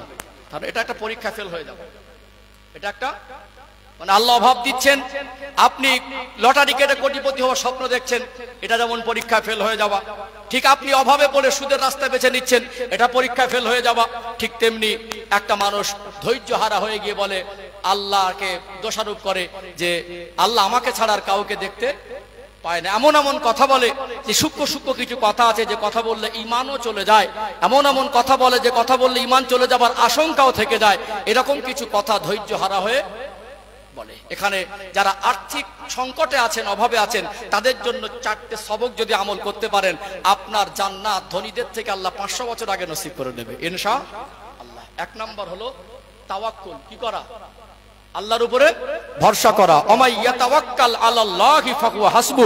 যে ব্যক্তি আল্লাহর উপরে ভরসা করে, আমার আল্লাহ তার জন্য যথেষ্ট হয়ে যায়। খুব ছোট্ট করে যদি রেফারেন্স দেই, সময় তো বুঝতে পারছেন আজকে প্রচন্ড গরম, বিস্তারিত আলোচনার অবকাশ নেই। আম্মাজান হাজেরা আলাইহিস সালাম, হযরত ইব্রাহিম আলাইহিস সালামের বিবি, নবী ইসমাইল আলাইহিস সালামের মা, বুঝতে পারছেন তো? আজকে হাজী সাহেবরা গেছেন হজ পাকে, যেখানে আবে জমজমের কূপ, যেখানে সাফা মারওয়া পাহাড়, যেখানে আল্লাহর কাবা বাইতুল্লাহ শরীফ। সেদিন আল্লাহ হুকুম করেছিলেন বিবিকে আর বাচ্চাকে রেখে আসেন। মা হাজেরা একজন নবীর স্ত্রী, আবার একজন নবীর মা। তারা কপাল কত বড়, বুঝতে পারছেন? একদিকে নবীর মা, অপরদিকে নবীর স্ত্রী। আল্লাহ কত কঠিন পরীক্ষায় ফেলে দিলেন। এমন একটা জায়গায় রেখে যাচ্ছেন, শত শত কিলোমিটার, কোনো মানুষজন নেই, গাছপালা নেই, জীবজন্তু নেই, কোনো ছায়া নেই। সেখানে যদি রেখে আসে, পায়ে হেঁটে ফিরে আসাও সম্ভব। কত কঠিন আল্লাহ নবী পরিবার উপরে পরীক্ষা দিলেন। সেই জায়গায় ইব্রাহিম আলাইহিস সালাম যখন বিবিকে বাচ্চাকে রেখে বিদায় হয়ে চলে আসছেন, আম্মা জান হাজেরা বলেছিলেন, আল্লাহর নবী একটুখানি দাঁড়ান, আমাকে দুটো কথা বলে যান। আপনি যেখানে রেখে যাচ্ছেন আমি আমার বাচ্চাকে নিয়ে খালি ফিরে যাব, এইটুকু পরিস্থিতি নেই। আর সামান্য কিছু খাদ্য রেখে যাচ্ছে, কয়েকটা দিন চলতে পারে। চতুর্দিকে কয়েকশো কিলোমিটার, না পানি, না মানুষজন, না গাছপালা, না তেমন কোনো বসবাসের উপযোগী কোনো একটা পরিবেশ। এই জায়গায় আপনি রেখে যাচ্ছেন, এটাকে আল্লাহর হুকুম। তিনি বলেছিলেন, আপনি আমার স্ত্রী, আপনাকে তো একাকে রেখে যাচ্ছি না, আমার সন্তানকেও রেখে যাচ্ছি। আল্লাহ 86 বছর বয়সে সন্তান দিয়েছিলেন। কত বছর বয়সে? 86 বছর। মায়ার জিনিস, নবীর অন্তরে একটা সন্তানকে রেখে যাওয়া, নবী হয়ে ফুটফুটে বাচ্চা, হাঁটতে পারে না, বসতে পারে না, চলতে পারে না, পা নেড়ে খেলা করে, ওই বাচ্চাকে রেখে বিবিকে রেখে চলে যাচ্ছেন। সেই সময় মা হাজেরার ঈমান দেখুন, তাওয়াক্কুল দেখুন, আল্লাহর সঙ্গে সম্পর্ক দেখুন। মুস্কে হেসে বলেছিলেন, আপনি আল্লাহর একজন সম্মানিত নবী, আমি আপনাকে বাধা দিলে আর আল্লাহর হুকুমে আমি যদি এখানে আপনাকে আপত্তি করি, আল্লাহ সন্তুষ্ট হয়ে যাবে। আমি হাজেরার ঈমান আল্লাহর উপরে, ভরসা আল্লাহর উপরে। আল্লাহ তিনি আমাদের সৃষ্টিকর্তা, সে আল্লাহ যদি এই রকম জায়গায় একজন নবীকে তার স্ত্রী আর বাচ্চাকে রেখে যাবার হুকুম করতে পারে, আমি হাজেরার ঈমান, সে আল্লাহ আমাকে আর আমার বাচ্চাকে হেফাজত করতে পারে। বলুন সুবহানাল্লাহ। লম্বা ঘটনা, কঠিন পরীক্ষা, সাফা মারোয়া দৌড়দৌড়ি করেছিলেন। একটা সময় গিয়ে মনে করছিলেন যে আল্লাহ আমার মতো আর আমার বাচ্চার মতো পানি পিপাসার কষ্ট পৃথিবীর কাউকে দেয় নাই। এই সাফা মারোয়া পাহাড় 7 বার দৌড়দৌড়ি করেছিলেন। মনে করছিলেন আমার আর হাঁটার মতো ক্ষমতা নেই, বসার মতো ক্ষমতা নেই। মনে হচ্ছে আর দ্বিতীয়বার উঠবার মতো শরীরে শক্তিটুকু নেই, এখন শুধু জানটুকু বেরিয়ে যেতে বাকি। আমার যদি অবস্থা হয়, বাচ্চার অবস্থা কি আছে? খুব কষ্ট করে বাচ্চার কাছে আসলেন, এসে দেখলেন আল্লাহ আবে জমজমের পানি সূচনা করে দিয়েছেন। বলুন সুবহানাল্লাহ। ইতিহাস লম্বা, তাহলে ভরসা ছিল কার উপরে? শত শত মাইল গাছপালা, জীবজন্তুর, পশু পাখি, মানুষজন কেউ নেই, বসবাসের অনুপযোগী। আজকে দিনে অনেক জেনারেল শিক্ষিত মানুষ বা অনেক আজকে দিনে আমাদের সমাজের পণ্ডিত মানুষ, এরকম ঘটনা যদি আল্লাহ আজকে দিনে ঘটাতো, তাহলে অনেক মানুষ ইমানের পরীক্ষা থেকে ইমান হারিয়ে ফেলত। নবীদের সম্পর্কে বাজে মন্তব্য করে বলতো যে এরকম একটা জায়গায় সুস্থ মস্তিষ্কের মানুষ বাচ্চাকে বিবিকে রেখে আসতে পারে না, বলতো না। কিন্তু আল্লাহ আমাদের ইমানের শিক্ষা দিলেন। একজন নবী পরিবারের উপরে আমি আল্লাহ কেমন ইমানের পরীক্ষা নিয়েছি তোমরা শিক্ষা নিয়ে দেখো। আল্লাহর উপরে ভরসা ছিল কি ছিল না? ছিল না। এক সপ্তাহ হয়নি একটা ঘটনা সোশ্যাল মিডিয়ায় ভাইরাল হয়েছে। আমের বলে একজন ব্যক্তি, লিবিয়ার একজন হাজী সাহেব, লিবিয়ার একজন হাজী সাহেব, পাসপোর্টের কোনো পেপারসে কোনো বিষয়ে কোনো একটা ভুল বোঝাবুঝিতে তার একটা সমস্যা তৈরি হয়, যার কারণে ফ্লাইট টাইম ওভার হয়ে যায়। ফ্লাইটের দরজা বন্ধ হয়ে গেলে তার সমস্যা সমাধান হয়ে গেছে, কিন্তু ফ্লাইটে একটা রুলস থাকে, বিমানের দরজা খুলতে পাইলট রাজি হয়নি। তানাকে যখন বলা হলো যে আপনার জন্য দরজা খোলা হবে না, তিনি বললেন আল্লাহ রাজি থাকলে আমি হজে যাব। কার উপরে ভরসা ছিল? আজও 2025 সালে পৃথিবীকে আল্লাহ আরেকবার দেখালেন, আল্লাহর উপরে কোন বান্দা যদি ভরসা করে, আমায় ইয়াতাওয়াক্কাল আলাল্লাহি ফাহুয়া হাসবু, আমার আল্লাহ তার জন্য যথেষ্ট হয়ে যায়।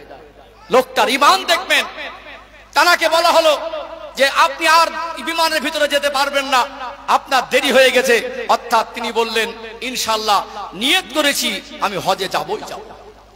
কিছুক্ষণ পরে দেখা গেল বিমানটা ফিরে আসলো। গোটা বিশ্ব দেখেছে, দেখেনি? বিমানটা ফিরে আসলো কোন সমস্যার কারণে। সমস্যা সমাধান করে আবার দ্বিতীয়বার যখন বিমান উড়ান দেবে, তিনি অনুরোধ করে রিকোয়েস্ট করে তাকে বিমানের মধ্যে নেওয়া হলো না। তিনি বললেন যে আমি এখনো ভেঙে পড়িনি, আমার ভরসা আল্লাহর উপরে। আল্লাহর উপরে আল্লাহ রাজি থাকলে আমি হজে যাবই যাব। দ্বিতীয়বার আবার বিমানটা কোনো সমস্যার কারণে ফিরে আসলো। পাইলট বললেন আমি আমেরকে ছাড়া তৃতীয়বার আর বিমানটাকে উড়াবো না। বলুন না সুবহানাল্লাহ। অর্থাৎ আল্লাহর উপরে ভরসা করা। আল্লাহর উপরে কি করা? হারাম জিনিসের প্রতি লোভ লালসা না করা। আল্লাহ আমাকে না খাইয়ে রাখবে না, রেজেকের মালিক আল্লাহ। হালাল পন্থায় চেষ্টা করেন, আল্লাহ চাইলে আপনি ধনী হন, কোনো আপত্তি নেই। কিন্তু আপনি ধৈর্য হারা হয়ে আল্লাহর সম্মান নিয়ে আল্লাহ সম্পর্কে কোনো বাজে মন্তব্য করতে পারবেন না। আপনি হারাম পন্থা বেছে নিতে পারবেন না। গরিবী জীবন, অভাবে জীবন এটা পরীক্ষার, ধনীর জীবনও পরীক্ষার। আপনি প্রথমে আল্লাহর উপর তাওয়াক্কুল করবেন, দ্বিতীয়ত শুকরিয়া আদায় করবেন। কি করবেন? শুকরিয়া। লাইন শাকারতুম লাযীদান্নাকুম। আল্লাহ বলছেন আমার নিয়ামতের শুকরিয়া আদায় করো, আমি আল্লাহ নিয়ামতকে বাড়িয়ে দেবো। বলুন সুবহানাল্লাহ। অনেকে বলে হুজুর বরকত হয় না, তাবিজ দেন। তাবিজের হালসি ঝোলাবেন, বাপ মাকে ভাত দেবেন না, বাপ মার খেদমত করবেন না, বাপ মার পিছনে খরচা করবেন না, বাবা মাকে সম্মান করবে না। বাবা মার বদদোয়ায় পড়ে গেলে আমি হুজুর তাবিজের হালসি দিয়ে আপনার বরকত এনে দিতে পারবো না। বাবা মার দোয়া নেন, বরকতের বড় তাবিজ। কি বললাম? বাবা মার জন্য খরচা করেন, নেকিও বেশি হবে, বরকতের দরজাও খুলে যাবে। কিঞ্চিত যতটুকু পারেন আপনার সামর্থ্য অনুযায়ী আল্লাহ রাস্তায় দান করেন। আর আপনি বরকত চাইছেন, হালাল যদি উপার্জন করেন, হারাম আর হালাল মিক্স করতে পারবেন না। যদি হারাম আর হালাল মিশিয়ে দেন বরকত হবে না। হালাল উপার্জন করছেন কিন্তু হারাম রাস্তায় ব্যয় করছেন, তাতেও বরকত হবে না। কি হয়, অনেকে হালাল উপার্জন করে ওর থেকে মদ খায়, অনেকে হালাল উপার্জন করে ওর থেকে গাঁজা খায়, অনেকে হালাল উপার্জন করে ওর থেকে সিগারেট খায়, এতে বরকত হবে না। আর কি হয়, আল্লাহ দেওয়া নিয়ামত রিজিকের সম্মান করে না। কি করে না? বাড়িতে লাগবে 500 চালের ভাত 700 চাপিয়ে দেয়। কিছু কিছু চাচিমারা ভাবিরা আছে, আদর্শিক শিক্ষার অভাব, নিয়ামতের গুরুত্ব নেই, কদর করে না, ভাতগুলো ছড়িয়ে যাচ্ছে, তরকারি ছড়িয়ে অর্ধেকটা খাচ্ছে, বাদ দিচ্ছে, অনর্থক ভাবে জিনিসগুলো ক্ষতি করছে না? উসমান রাদিয়াল্লাহু আনহু তিনি মক্কা মদিনা তখনকার দিনে শ্রেষ্ঠ ধনী, ভয় করতেন, নবীকে বলতেন, ইয়া রাসূলুল্লাহ আমার এত সম্পদ, আমি আল্লাহর কাছে হিসাব দিব কি করে? আপনি আমার জন্য দোয়া করেন আল্লাহ আমার সম্পদ যেন কমিয়ে দেয়। আমি কি আমল করলে আল্লাহ সম্পদ কমিয়ে দেবে? নবী বললেন, তুমি যখন খাবার খাবে উটের পিঠে উঠে খাবার খাবে। আচ্ছা, উটের পিঠে খাবার খেতে খেতে পড়ে গেলে তোলা সহজ না কঠিন? কঠিন না? উটের পিঠে খাবার খায়, সম্পদ আরো বেড়ে যায়। নবীকে বললেন, হুজুর আপনি বলেন উটের পিঠে খাবার খাবেন, আমি উটের পিঠে খাবার খাচ্ছি, কিন্তু সম্পদ তো কমা যেমন তেমন আরো বেড়ে যাচ্ছে। নবী আমার জিজ্ঞাসা করলেন যে উসমান, যে তুমি কি করো যে খাবারগুলো উটের পিঠে খেতে খেতে পড়ে যায়, সেগুলো তুমি কি করো? বলো, হুজুর আমি উট থেকে নেমে ওই খাদ্যটা তুলে মুছে আবার খেয়ে নেই। বলে, তুমি আল্লাহর দেওয়া রেজেককে এত বেশি সম্মান করো, আমার আল্লাহ তোমার রেজেকে আরো বেশি বরকত দিয়েছে। বলুন সুবহানাল্লাহ। রেজেকের কদর করবেন না, হারাম হালাল বাদ বিচার করবেন না, কি করে বরকত হবে? বাবা মার হক আদায় করবেন না, কি করে বরকত হবে? ভালো রাজার সামর্থ্য অনুযায়ী সে যদি 10 টাকা দিতে পারে, আমি 1 টাকা দিতে পারবো। একজন কোটিপতি 10,000 দিতে পারলে আমি 10 টাকা তো দিতে পারবো। তাহলে আমাদের বরকত হয় না, অনেক রকম কারণও আছে। শুকরিয়া আদায় করবেন, কি করবেন? তাওয়াক্কুল করবেন, শুকরিয়া আদায় করবেন। আর একটা আমল হলো আল্লাহর কাছে দোয়া করবেন। কি করবেন? দোয়া। কি করবেন? তাওয়াক্কুল, দোয়া, সবর আর শুকর। এই 4টে আমল জীবনে করে নেন, গরিবী জীবনে থেকে আল্লাহ জান্নাত নসিব হয়ে যাবে ইনশাআল্লাহ। ইন্নাল্লাহা মা'আস সাবিরিন। সবরকারীর সঙ্গে কে থাকে? বিপদে মুসাদে সর্বহালাতে সবর করতে হবে। কি করতে হবে? আল্লাহর কাছে চাইতে হবে, দোয়া করতে হবে। নবী বলছেন, যদি একটা জুতোর ফিতেও ছিঁড়ে যায় আল্লাহর কাছে চেয়ে নাও। আল্লাহর কাছে তো চপ্পলের ফিতে দাও বলে চাওয়া যাবে না। নবী শিক্ষা দিচ্ছেন যে আল্লাহর কাছে বলো, আল্লাহ আমার জীবনের জিনিসটা প্রয়োজন, আমি আমার হালাল রুজি উপার্জন করে হালাল অর্থ দ্বারা আমার সাংসারিক বা আমার জীবন চলার প্রয়োজনটা যেন হালাল পন্থায় আমি সেটাকে পূরণ করতে পারি, আল্লাহ সেই তৌফিক আমায় দাও, সেই হালাল রুজি তুমি আমাকে দাও। এইভাবে চেয়ে নাও। একটা জুতোর ফিতেও যদি ছিঁড়ে যায়, তার জন্য আল্লাহর কাছে এইভাবে সাহায্য প্রার্থনা করা, আল্লাহ আমার এই জিনিসটা মেরামতের প্রয়োজন, আপনি আমাকে হালাল রিজিক দেন, হালাল পন্থা যেন আমি এটাকে মেরামত করে নিতে পারি। চাইবো কার কাছে? ভরসা করবো কার উপরে? শুকরিয়া আদায় করবো কার? আর সবর করবো ইনশাআল্লাহ। আর ধনীদেরকে বলে রাখি, পরীক্ষা যেন ফেল না হয়ে যায়। অর্থ বেশি হলে হিসাব বেশি হবে। দুনিয়া ভাগাভাগি করছেন, দুনিয়ায় মহৎ মনে করছেন, চোখ বন্ধ হয়ে গেলে ভাগাভাগির অপশন, নামাজে গিয়ে ভাগাভাগির অপশন, হজের ইহরামের কাপড়ে ভাগাভাগির অপশন আছে নাকি? আছে? যারা হাজী সাহেব আছে, ইহরামের কাপড় কি ধনী আর গরিব পার্থক্য করা যাচ্ছে নাকি? ওখানে যাচ্ছে না। এই জন্য আমরা আল্লাহর জন্য কুরবানি করবো ইনশাআল্লাহ। ঈদের ইতিহাস তুলে ধরেছি। আল্লাহ ধনী গরিব কেন করেছেন? যাদের উপরে 60,000 টাকা আছে অন্তত কুরবানি চেষ্টা করবেন। যদি মনে হয় এখন অংশে কুরবানি 7 অংশে, এখনকার মানুষের যা মনে হয় যে স্বচ্ছ মানুষ পাওয়া মুশকিল, আপনার যদি মনে হয় আছে স্বচ্ছ মানুষ, তাহলে আপনি একটা ছাগল দেবেন প্রয়োজন, নাই বা জড়াবেন, তাও কুরবানি দেবেন ইনশাআল্লাহ। আল্লাহ আমাদের আমালে জিন্দেগিতে বাস্তবায়ন করার তৌফিক দান করেন, বলেন আল্লাহুম্মা আমিন। আলোচনা মোটামুটি বুঝতে পেরেছেন? বুঝতে পেরেছেন? কুরবানি সংক্রান্ত বলেছি, ঈদের ইতিহাস বলেছি, আর ধনী গরিবের বিষয়টা একটু ক্লিয়ার করেছি। সর্বোপরি বলি, এরকম অনুষ্ঠানের ইন্তজাম করবেন। একটা কথা বলে শেষ করবো, ধৈর্য হারাচ্ছেন নাকি? একটা কথা বলি, কেন করবেন এরকম দোয়ার মজলিস? আপনি আপনার আব্বার জন্য দোয়া করেন, আব্বা মা চলে যাবার পরে তাদের জন্য দান করেন, দাদু দাদিমার জন্য দান করেন বা দোয়া করেন। মসজিদ হলে বলে এটা আমার আব্বার মাগফিরাতের জন্য, বলে না? বলে না?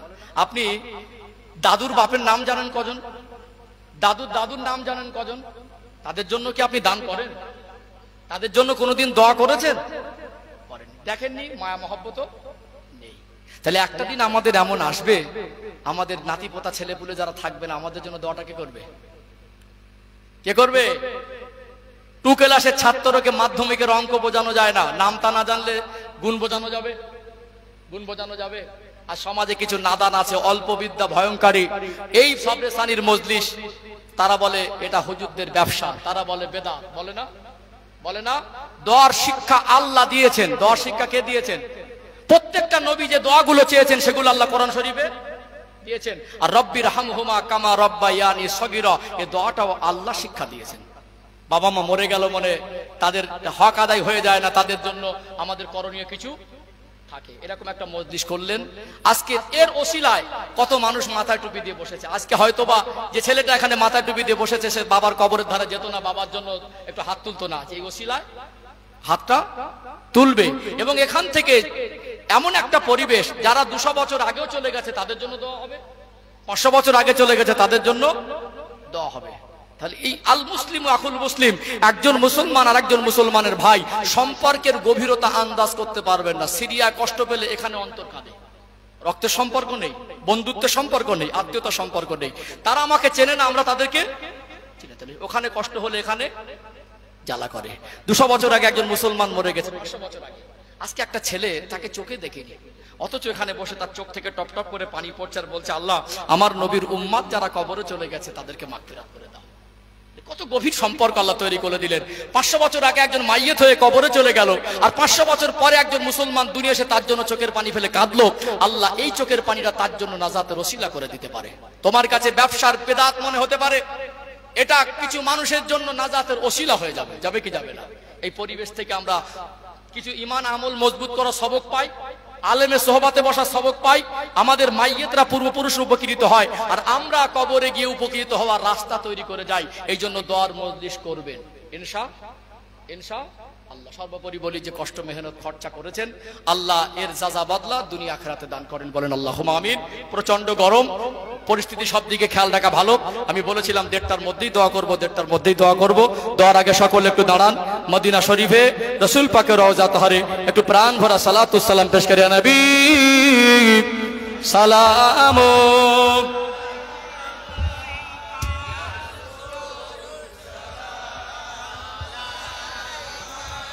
ইয়া হাবিব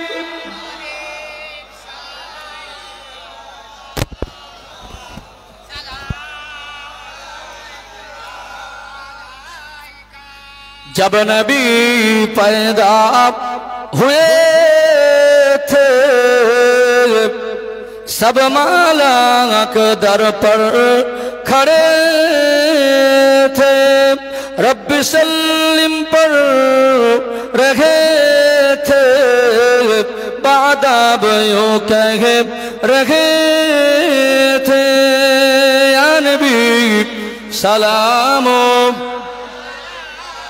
या रसूल सलाम, या हबीब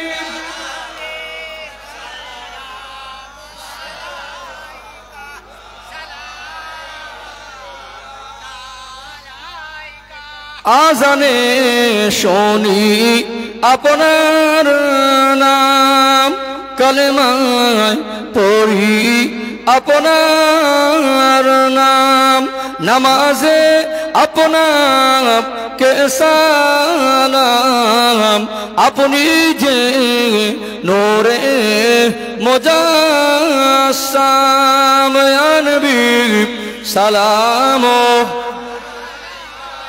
या रसूल सलाम, या हबीब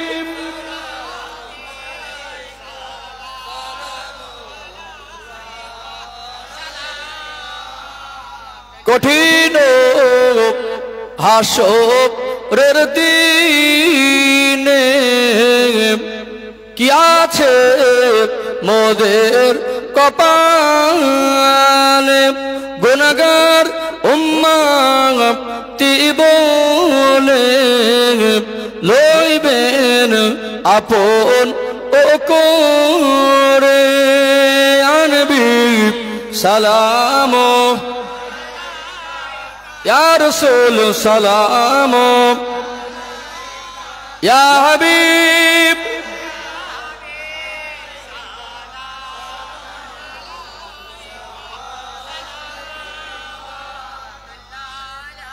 সকলে বসেন রব্বি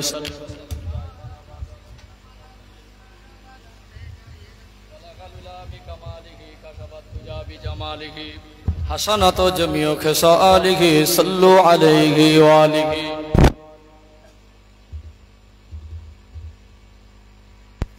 দোয়ার আগে সকলে একটু তওবা পড়ে নেই, পড়েন আমার সঙ্গে আউযু বিল্লাহি মিনাশ শাইতানির রাজিম। বিসমিল্লাহির রহমানির রহিম। আল্লাহ তাআলা বিগত জীবনের তাম জিন্দেগির গুনাহ হইতে আপনার দরবারে খালিস দিলে তওবা করিতেছি। আস্তাগফিরুল্লাহ রব্বি মিন কুল্লি যামবি ওয়া আতুবু ইলাইহি। আশহাদু আল্লা ইলাহা ইল্লাল্লাহু ওয়াহদাহু লা শারীকা লাহু ওয়া আশহাদু আন্না মুহাম্মাদান আবদুহু ওয়া রাসূলুহু। লা ইলাহা ইল্লাল্লাহু মুহাম্মাদুর রাসূলুল্লাহ। একটা আমল বলে দেই, এই চাঁদ দেখার পরে যারা কুরবানি দেবেন এবং দেবেন না সকলে আমলটা করবেন। হাতের নখ চুল দাড়ি কাটবেন না, কুরবানির পরে কাটবেন। নবী বলছেন এই আমলটা করার কারণে একটা কুরবানি দেওয়া যতটা সওয়াব হয় সে ততটা সওয়াব পাবে। বলুন সুবহানাল্লাহ। এটুকু চেষ্টা করবেন ইনশাআল্লাহ।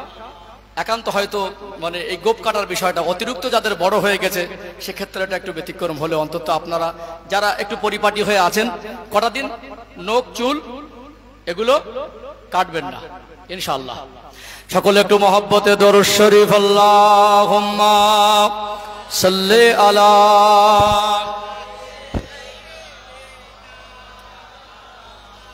ওয়া আলা আলি সাইয়্যিদিনা।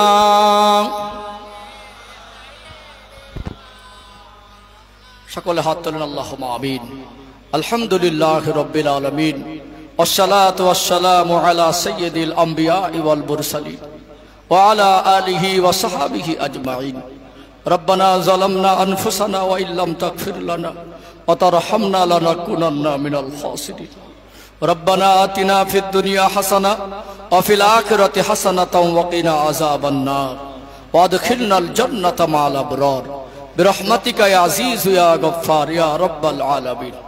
আল্লাহ, আমরা সবাই গুনাহগার, জীবনে অনেক গুনাহ করেছি আল্লাহ। মানুষকে লুকিয়ে গুনাহ করেছি, আপনাকে লুকাতে পারিনি। জিলহজ মাস আল্লাহ দুটো করে খালি হাত তুলেছি আল্লাহ। জীবনে এত গুনাহ করেছি, নিজের গুনাহ মনে করলে বড় আসামি আর অপরাধী মনে হয়। আল্লাহ, আপনি তো রহমান, আপনি তো রহিম। আমাদের সকলের তাম জিন্দেগির গুনাহগুলিকে মাফ করে দিন।